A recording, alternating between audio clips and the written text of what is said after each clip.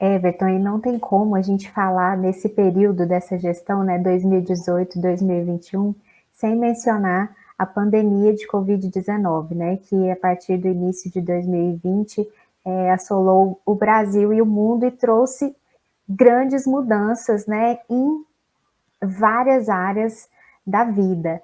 Uma delas, a questão dos formatos de trabalho e das relações de trabalho, né? Então, como é que foram esses reflexos na UFG, os aprendizados que ficam, né, desse momento com a implantação do trabalho remoto, enfim, todas essas mudanças que a gente vivenciou nesse período?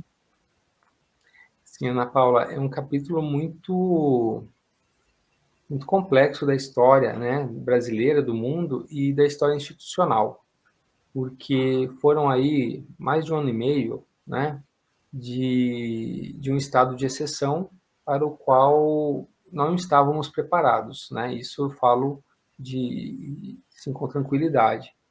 Nós tivemos que aprender muita coisa e adequar muita coisa por conta desse estágio de pandemia. E justamente lá no início do próprio estágio de pandemia, a gente ajudou a construir os normativos que vieram amparar o próprio regime de trabalho remoto, né? Então estabelecemos um conjunto de portarias e de normativos direcionais que trouxeram segurança ao servidor, ao dirigente, e de forma alguma interrompeu o serviço público, né? Que era uma das nossas maiores preocupações naquele momento. Ao mesmo tempo, juntamente com essa preocupação de não interromper o serviço público, nós tínhamos uma outra grande preocupação, se não maior, que é a própria preservação da saúde dos servidores, né? Então, os normativos e o direcionamento se deu justamente no nível do distanciamento social, na orientação à utilização dos equipamentos de proteção individual e mesmo coletivo, bem como a redução da exposição de pessoas aos ambientes laborais, nos quais eventualmente poderiam ser pontos de contaminação. E gostaria que você falasse a respeito da criação dos novos cursos. Claro. Esse foi, assim, para nós uma grande alegria, né? Nós, mais recentemente, criamos 3 novos cursos. Curso de Engenharia de Materiais, que tem uma discussão já bem anterior, mas que a previsão é que seja agora ofertada nesse ano, né, no próximo SISU. Também um curso de Pedagogia no Campus Goiás e o curso de Fisioterapia. Foi uma discussão em que nós conseguimos articular diferentes unidades acadêmicas, debatendo sobre as possibilidades, os objetivos educacionais, as perspectivas formativas, o impacto para a nossa região, para o Brasil também, em termos do desenvolvimento e dos aspectos, né, prementes e importantes que esses cursos poderiam ser dados. E é claro que, diante desse contexto todo, um planejamento também igualmente estratégico, ele foi pensado, porque criar um curso, ele envolve vagas, ele envolve aspectos relacionados também com infraestrutura, professores, docentes, né, que estariam alavancando esses cursos.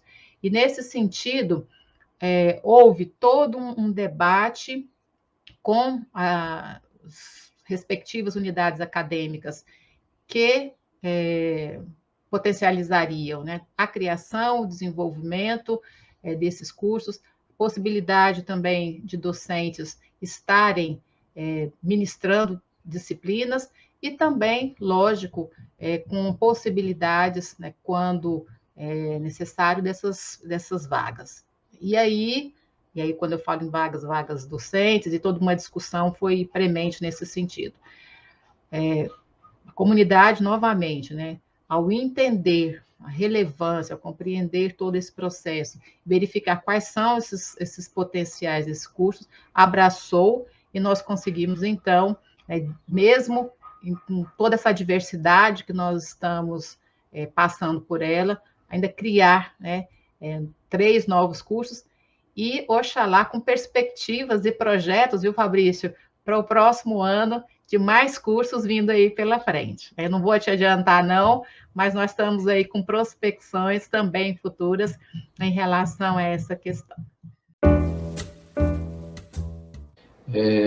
A universidade não parou, né? Nós continuamos nossas atividades normalmente. As atividades de ensino continuaram também, né? Elas, de certa forma, foram readequadas a uma nova realidade de ensino à distância, mas a universidade, como um todo, continuou pulsante. Nossa área da saúde, por exemplo, trabalhou ainda muito mais, né, do que já trabalhava. A movimentação interna nos laboratórios de pesquisa, nos hospitais, né, e nos cursos da área de saúde, a movimentação foi muito grande. Ao contrário do que muitos imaginam, né? Então, é claro que, de certa forma, a ausência dos alunos presencialmente na universidade trouxe, de certa forma, um menor gasto, por exemplo, com energia. Mas os demais serviços, eles não foram impactados, né? Segurança, limpeza, como a gente teve que ter maior cuidado com o nosso espaço, nós não tivemos redução, por exemplo, em limpeza, né? E da mesma forma, isso aconteceu em outros contratos da universidade. Então, essa movimentação toda não trouxe substancialmente uma redução dos nossos custos, exceto na parte de energia, né? A não presença em boa parte dos nossos espaços físicos, dos alunos e professores e técnicos, como, por exemplo, os prédios de aula, trouxe a possibilidade de um consumo menor. Então, em números, nós tivemos a economia mais ou menos de 30% no consumo de energia. Então, a gente saiu de um custo de 15 milhões por ano para um custo em torno de 11 milhões aproximadamente, né? Por outro lado, por exemplo, as atividades administrativas não pararam, elas ficaram mais intensas até. Eu costumo conversar com o nosso pessoal e ouvir o quanto foi cansativo, e tem sido cansativo para eles, estarem disponíveis mais tempo para que as coisas de fato aconteçam, né? Então, o nosso espectro de trabalho ampliou, não se fixa apenas às 8 horas, para que a gente possa permitir que as atividades não sejam de fato impactadas com essa pandemia.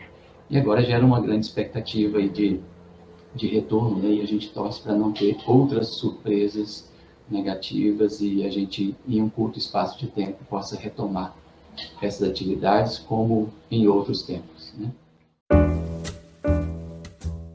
Mas, na verdade, eu falo que nós ressignificamos alguns espaços e se a universidade, né, manteve ainda mais viva, mais atuante, eu digo, sem dúvida, que foi pelo papel que a extensão universitária assumiu, né?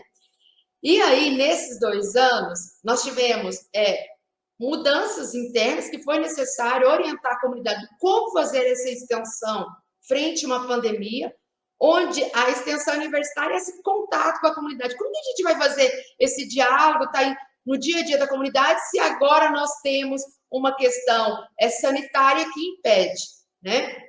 Mas aí nós trabalhamos muito no meio digital e aí nós ficamos expertos nesse espaço, né, de levar a informação, conhecimento, sistematizar o conhecimento através das plataformas, mas ao mesmo tempo nós tivemos sim na comunidade. E como nós tivemos? Considerando que a universidade, as instituições, elas assumiram um papel gigantesco junto às secretarias de saúde do Estado, do município, para promover ações mesmo para o enfrentamento da pandemia. Então, aquelas ações que eram essenciais à nossa comunidade, estudantes, servidores, estavam, sim, à frente também no enfrentamento. Vou dar um exemplo. Né? É isso que eu ia te perguntar, para dar um exemplo, até para o pessoal entender, né? Um exemplo dessas ações. Foi a UFG Solidária? Né? A UFG Solidária, né, que deu, assim, uma visibilidade gigantesca, tanto é que outras instituições de outros estados quis também ver como que nós fizemos isso. Então, nós tivemos um grupo de professores, de estudantes, que foi uma atividade essencialista, arrecadaram alimentos, produtos de higiene e entregaram isso às populações, às famílias em vulnerabilidade. Foi um projeto que deu tão certo, Fabrício, que a Câmara Municipal nos convidou também para ampliar para outros municípios, para fortalecer algumas ações aqui no município de Goiânia, e fora outros estados. Eu lembro, pró-reitor do Acre, do Norte, do Nordeste, me ligando e perguntando como que nós fizemos isso, porque nós fizemos, além da arrecadação de alimentos, nós também arrecadamos recursos financeiros. Vocês sabem que arrecadar recursos financeiros para dentro de uma instituição pública não é um processo simples, né? Então, com o apoio da Fundação RTVE, que foi parceira essencial nesse projeto, nós arrecadamos e aí distribuímos toneladas e toneladas de alimentos. Porque a universidade se fez presente, e se fez presente de várias maneiras, inclusive pela pesquisa. E a nossa pós-graduação, ela é centrada na pesquisa. Então, essa pesquisa, né, o programa de pós-graduação em ecologia, assim como o programa de pós-graduação em saúde coletiva, juntaram esforços, né, para o desenvolvimento de modelos referentes, né, ao entendimento da propagação do vírus, enfim. Esses modelos foram fundamentais para instrumentalizar as decisões do governo estadual quanto ao enfrentamento da pandemia no nosso estado. Então, a pós-graduação, ela de fato se fez presente por meio de pesquisas, né? Vários alunos, né, fizeram... Nós ganhamos alguns editais específicos, né, para pesquisas relacionadas à pandemia do coronavírus. Então, editais ganhos por docentes, por pesquisadores vinculados a programas de pós-graduação. Então, a pós-graduação, assim como toda a universidade, se fez. A pró-reitora da PRAE, Maísa Mirava da Silva, a respeito das casas dos estudantes, que é também algo que sempre chama bastante atenção, são bastante requisitados, e você falou também que nessa gestão tiveram melhorias nas estruturas físicas. Gostaria que você falasse um pouco mais sobre isso, por favor. Nós fizemos reformas em todas as 3 casas próprias da UFG, porque nós tínhamos 6 casas de estudantes, sendo 3 próprias, 2 alugadas e uma cedida, numa estrutura cedida pelo Estado. A estrutura cedida, em comodato, a gente não tem como fazer investimentos mais estruturais. As 2 alugadas também não podemos, mas as 3 casas próprias, nós fizemos grandes intervenções. Trocamos o telhado, fizemos pintura, fizemos reforma na parte hidráulica, elétrica, fizemos reformas, trocamos todas as janelas, portas, fizemos os armários novos nas casas, nós fizemos uma intervenção muito grande de renovação completa dos ambientes internos e externos da casa estudante. Nós ainda vamos fazer, né, nós estamos buscando formas de fazer isso, nós, o UFG, de fazer uma intervenção na parte externa de quadra de esportes, área de lazer, mas a parte interna e externa da própria casa, que não inclui, né, jardim, nós fizemos muitas intervenções. Para você ter uma ideia, em 2018, nas primeiras chuvas de 2018, nós tínhamos ali uma situação de muita infiltração, muito problema de mofo, e de goteiras que molhavam as roupas, os objetos, os livros, né, o material dos estudantes, porque as casas estavam com muitos problemas no telhado, rachaduras. E isso, este ano, com muitas chuvas que tivemos em outubro e novembro, nós não tivemos qualquer problema relacionado a isso, porque, de fato, a reforma resolveu isso, né? Nós trocamos telhado, armário, fizemos pintura, fizemos toda a intervenção na fiação, na internet cabeada, fizemos muitas intervenções para melhorar a habitabilidade, para melhorar a qualidade de vida e de moradia dos estudantes nas residências universitárias, né? Muito bem. Professor Gisiel, o Parque Tecnológico, a gente pode considerar que ele tem um impacto na paisagem cultural do Campus Samambaia de uma forma muito positiva. As pessoas passam e olham o Parque Tecnológico e se encantam. Pessoas que saíram de Goiânia há 10 anos atrás e voltaram, e quando retornam, ficam deslumbrados também com esse impacto. Poderia falar um pouquinho do Parque Tecnológico e qual o papel que ele tem na interface com a sociedade? Sim, sem dúvida, as pessoas que se ausentaram aí por uma década e que retornam se encantam com a universidade, com a sua expansão. E se elas têm a oportunidade de andar um pouco pelo campus, se encantarão não só com o parque, mas com o campus como um todo. As edificações, os institutos. Se temos ainda o período de aulas presenciais, então se encantam ainda mais com os estudantes dentro do campus. Se a pessoa tem a oportunidade de andar pelas unidades acadêmicas, vão se deparar com laboratórios modernos, sofisticados, distribuídos em todas as unidades acadêmicas, com bibliotecas, ambientes de estudo nas áreas da humanidades, das ciências biológicas, das ciências da saúde, ciências exatas da terra. Enfim, a universidade ela tem sofisticação nas suas instalações, em todos os seus ambientes. E é sempre um prazer, uma alegria, um encantamento andar e conhecer um pouco a universidade. Ela é muito grande, no final das contas, mesmo nós aqui da comunidade não conhecemos toda a grandeza dela. E o Parque Tecnológico é um pedaço disso, um pedaço importante, né, que tem um papel específico. Então, é um local de instalação de laboratórios que tem um potencial de desenvolvimento tecnológico, de interação mais próxima com a sociedade externa à universidade, que tem um potencial de desenvolver, de transferir tecnologias. Hoje nós temos aqui instalado no Parque Tecnológico o LIFE, que é um laboratório na área farmacêutica, nós temos o CRTI, nós temos o LANCAD aqui na Agência de Inovação, nós temos o IPLab, que tem uma repercussão também importante, tanto para suportar a atividade de pesquisa, o desenvolvimento tecnológico e a interação com a sociedade. Nós temos aqui a unidade, uma das unidades do Centro de Empreendedorismo e Incubação, então temos várias startups em várias áreas de atividades instaladas aqui. Temos empresas também instaladas dentro do parque. Então, o parque ele é uma instalação que dá uma ideia mais específica do grau de atividade que a universidade tem com a sociedade externa, especialmente naquilo que se refere à transferência de tecnologias, à inovação tecnológica. O parque representa, em boa parte, essa característica da universidade.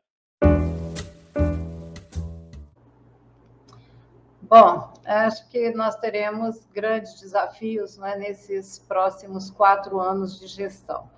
E nesse momento, o que nós estamos fazendo, o professor Gisiel e eu, são muitas reuniões, muito diálogo, composição de equipes, claro, e principalmente ouvir, né, que é o que eu tenho dito sempre, que a nossa postura vai continuar sendo o diálogo, o trabalho coletivo, a participação, a valorização das pessoas que fazem esta universidade no seu cotidiano, né? E para isso a gente precisa ouvir muito para construir juntos um plano de gestão que já é fruto, né, de tudo que foi discutido e construído no decorrer da campanha. E a ansiedade ela vai sendo controlada por meio dessas discussões, dessas reuniões, de ouvir as pessoas, né, nos seus diferentes segmentos. Como eu disse, nós sabemos que nós teremos grandes desafios, e eu penso que o principal desafio é a defesa da universidade pública, é a defesa da UFG, né? E para isso a gente precisa fortalecer essa corrente de defesa da universidade.